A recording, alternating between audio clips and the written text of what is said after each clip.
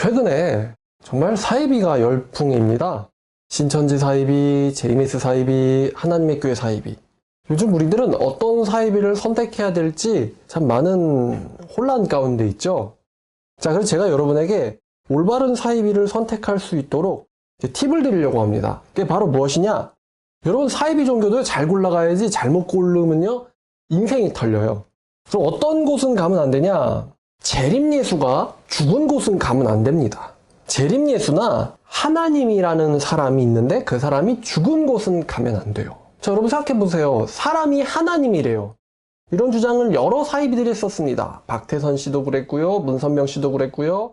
하나님이에요. 근데 죽었어요. 지병으로 죽기도 하고 자연사로 죽기도 하고 감기 걸려서 죽기도 합니다. 심지어 어떤 사람은 식사 중에 죽기도 합니다. 하나님이래요. 제정신이 아니죠. 근데 산 사람을 하나님으로 믿는 것도 말이 안 되는데 죽은 사람을 하나님으로 믿으면은 더 말이 안 되는 거예요. 그래서 그런 사람이 되기 싫으면 적어도 죽은 사람이 하나님으로 있는 종교는 가면 안 됩니다. 오늘의 반증의 제목은 죽은 자는 재림예수가 아니다 라는 거예요. 5가지 정도로 포인트를 잡아보려고 합니다. 첫 번째는요, 로마서 6장 9절이에요. 왜 재림예수는 죽으면 안 되느냐? 로마서 6장 9절을 보시면 되시겠습니다. 이는 그리스도께서 죽은 자 가운데서 살아나셨음에 다시는 죽지 아니하시고 사망이 다시는 그를 주장하지 못할 줄 알미로라 라는 구절이 있습니다. 이거를 가지고요, 우리가 재림예수는 죽으면 안 돼 라고 주장을 할 수 있거든요. 왜? 그리스도는 죽은 자 가운데서 살아나셨어요. 사망하셨고 부활하셨습니다. 그리고는 다시는 뭐 하지 않으시냐면 사망하지 않으십니다. 그리고 사망도 다시는 그를 주관하지 못합니다. 라는 구절이 로마서 6장 9절입니다. 만약에 이 구절 말만 따라 재림예수가 절대 죽으면 안 된다 라고 했을 때 이거를 받아들이면 좋게 반응할까요? 안 좋게 반응할까요? 안 좋게 반응하죠. 만약에 정말 성경대로 재림예수는 죽으면 안 돼. 근데 내가 그걸 몰라가지고 죽은 사람을 재림예수로 믿어왔어요. 그 사람이 세 번째로 또 올 거라고 이상한 믿음을 갖고 있어요. Third coming. 그러면은 이걸 인정할 순간 난 뭐가 되는 거예요?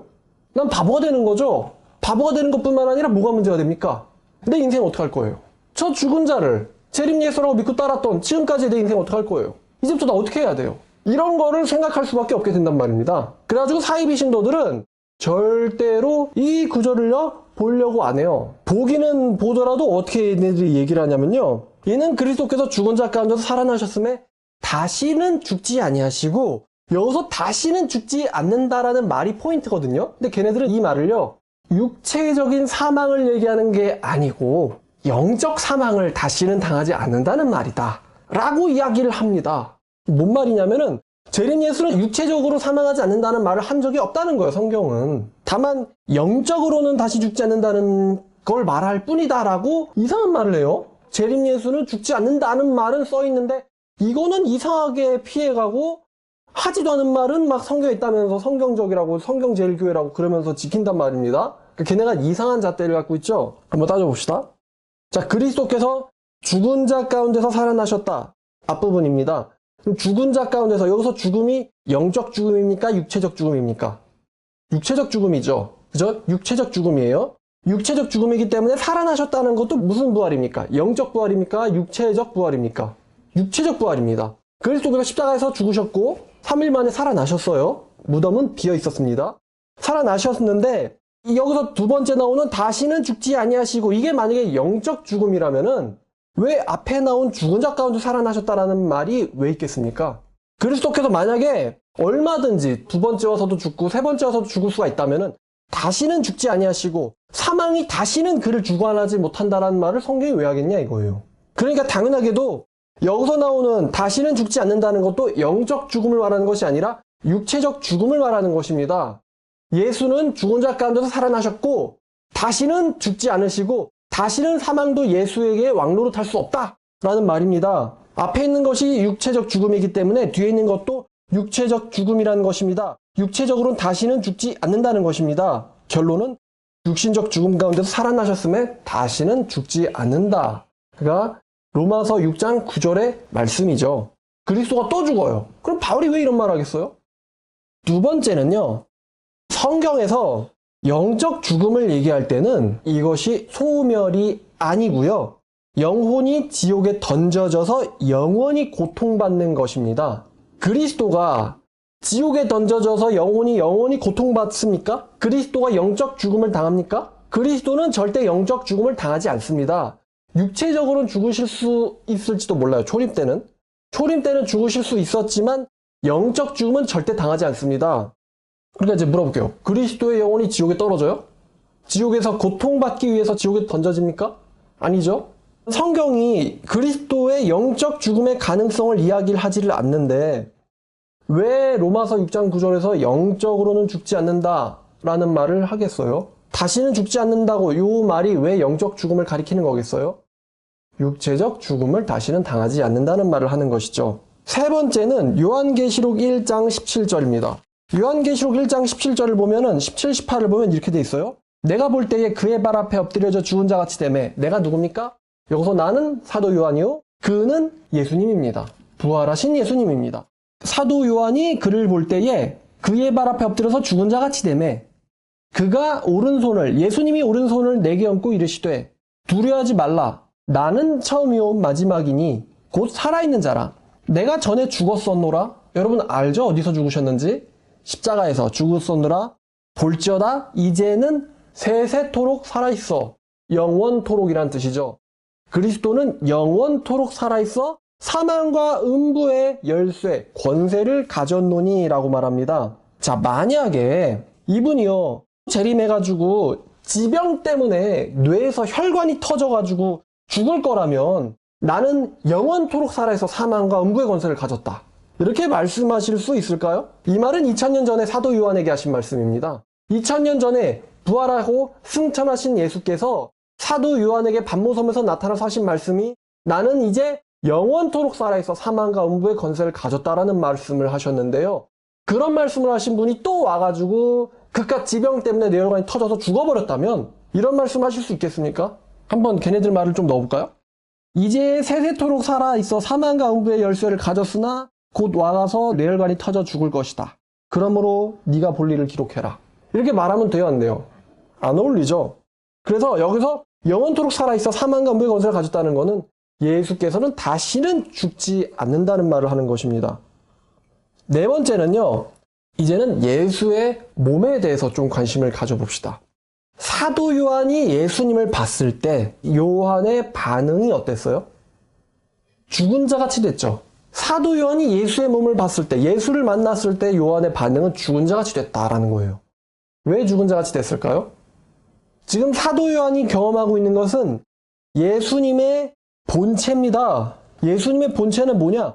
불멸의 변화체라는 거예요. 예수의 본체, 불멸의 변화체를 본 요한의 반응은 죽은 자 같이 된 겁니다. 예수님이 본래 뭐니까? 하나님이신데 예수님이 부활했을 때 변해버렸어요. 변해버려서 누가복음을 보면은 제자들이 예수를 한눈에 못 알아봅니다. 24장 15, 16절을 보면은 그들이 서로 이야기하며 문의할 때 예수께서 가까이 이르러 그들과 동행하시나 그들의 눈이 가리어져서 예수인 줄 알아보지 못하거늘. 왜 예수인지를 알아보지 못하느냐? 예수님이요 부활할 때 변해버렸거든요. 예수의 본체는 하나님의 모습입니다. 형상과 모습입니다. 그 형상과 모습을 본 요한의 반응은 죽은 자 같이 되는 거였어요. 하나님의 형상과 모습. 요한계시록 1장 13절 이하를 보면은 촛대 사이에 인자 같은 이가 발에 끌리는 옷을 입고 가슴에 금띠를 띠고 그의 머리와 털의 희가 흰 양털 같고 눈 같으며 그의 눈은 불꽃 같고 그의 눈은 불꽃 같다고 했습니다. 결코 안구질환 때문에 안경을 쓰는 눈이 아니었다는 것이죠. 그의 발은 풀무불에 단련한 빛난 주석 같고 그의 음성은 많은 물소리와 같으며 그의 오른손에 7뼈이 있고 그의 입에서 좌우에 날성검이 나오고 그의 얼굴은 해가 힘있게 비치는 것 같아서 그를 볼 때에 내가 죽은 자 같이 되었다 라고 요한이 말합니다. 예수께서 재림하실 때 이 모습 그대로 오실 것입니다. 갓난아기로 태어나가지고 응애응애하다 지병 걸려 죽는 모습이 아니고요. 이 모습 그대로 나타나실 것입니다. 그래서 그 모습을 본 요한의 반응이 죽은 자처럼 되는 거였어요. 근데 왜 재림 예수가 와서 죽습니까? 자, 그 다음 마지막 5번째입니다. 우리가 예수의 몸에 대해서 관심을 가져야 된다 그랬는데 예수님의 부활하신 몸은요. 부활 전의 육체와는 다른 부활체이자 변화체입니다.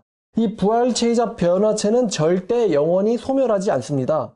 예수님의 육신의 몸이요 절대 영원히 소멸하지 않는다는 것입니다. 고린도전서 15장을 보시면요.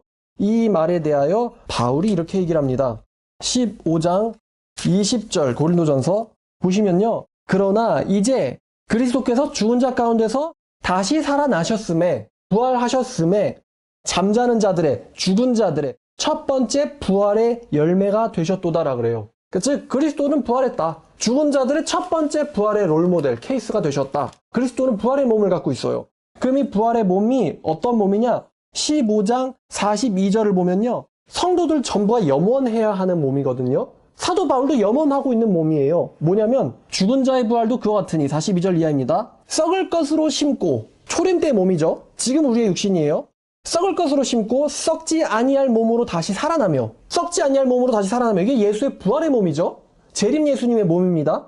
우리가 갖고 싶은 염원하는 몸이기도 합니다. 욕된 몸으로 심고 영광스러운 몸으로 다시 살아나며 약한 몸으로 심고 약하죠. 그러니까 창으로 찔르니까 죽으신 거 아니에요. 못 박으니까 죽으신 거 아니에요.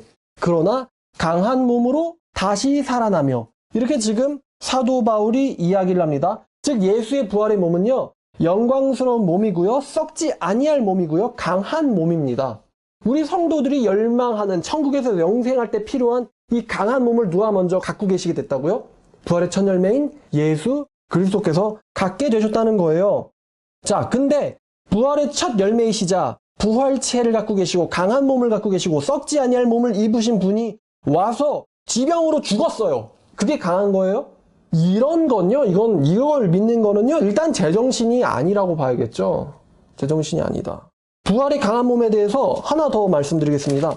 빌립보서 3장을 보면은 사도 바울이요, 뭐를 쫓아가냐면요. 빌립보서 3장 10절을 보면요. 사도 바울이 알고 싶은 게 있는데 그게 그리스도의 부활의 권능이고요. 그의 고난에 참여하는 건데 그의 죽으심을 본받는 건데 왜 그렇게 사도 바울이 고생을 하고 싶으냐면은 11절 보니까 내가 죽은 자 가운데서 부활에 이르고 싶어 하기 때문입니다. 부활의 강한 몸을 갖고 싶어 하기 때문이에요. 근데 이 부활의 강한 몸을요. 사도 바울은 이미 얻은 것도 아니고 온전히 이루어진 것도 아니고요. 예수에 의하여 잡힌 바 된 그 부활의 강한 몸을 잡으려고 자기도 달려간다 그랬어요. 누구에 의해서 잡힌? 그리스도 예수에 의하여 잡힌 바 된 그 부활을 잡으려고 11, 12절 나는 쫓아간다. 예수의 부활을 본받고 싶다. 예수의 부활의 몸을 나도 따라서 본받고 싶다. 근데 재림 예수가 와서 라면 먹다 토해서 죽었어요. 그러면 사도 바울이 왜 그거를 열망하고 갖고 싶냐고 한단 말입니까? 왜 갖고 싶겠어요? 적어도 사도 바울조차도 지병 때문에 죽진 않았단 말입니다. 참수당했지. 그러니까 사도 바울의 몸이 강해요? 재림 예수의 몸이 강해요? 사도 바울의 몸이 더 강합니다. 이 사람은 지병으로 안 죽었어요. 근데 그들이 말하는 재림 예수는 어떻게 죽었어요? 지병으로 사망했단 말입니다. 근데 왜 그 몸을 사도 바울이 열망하냐 이거예요. 또 죽을 건데 어차피 왜 그런 몸을 사도 바울이 열망하냐고요. 열망하겠냐고요. 예수님 십자가 상 위에서 돌아가셨어요. 근데 이분은 바닥에서 돌아가셨습니다. 예수님은 로마 병사가 사망 확인을 했어요. 근데 이분은요. 로마 카톨릭 병원의 의사가 사망 확인을 했어요. 재림 예수님의 몸을 보면서 인간 의사가 이렇게 말합니다. 가망이 없는 분이다. 그런 말을 인간 따위에게 들으면서 재림 예수의 강한 몸이라고 얘기한다면 어떤 성경을 아는 사람이 이 미친 교리를 믿겠냐 이겁니다. 여러분, 지네들이 270만 명 전도했다고 자랑하거든요. 여러분, 세상 사는 게 참 쉬운 거예요. 이렇게 엉터리 교리를 가지고서도 지금 이 재림 예수님의 전도사라고 하는 사람들이 지금 이제 하나님으로 있는데요. 이분들이 신도들의 돈 7천억을 떼어먹은 혐의로 수사 중에 있습니다. 하나님인데 고소당해서 해도 되겠습니까? 7천억 떼어먹었다고? 하나님이 재림해서 신도들 돈을 떼어먹으려고 재림합니까? 자, 그 다음 강의를 더 보시면 재밌으실 겁니다. 감사합니다.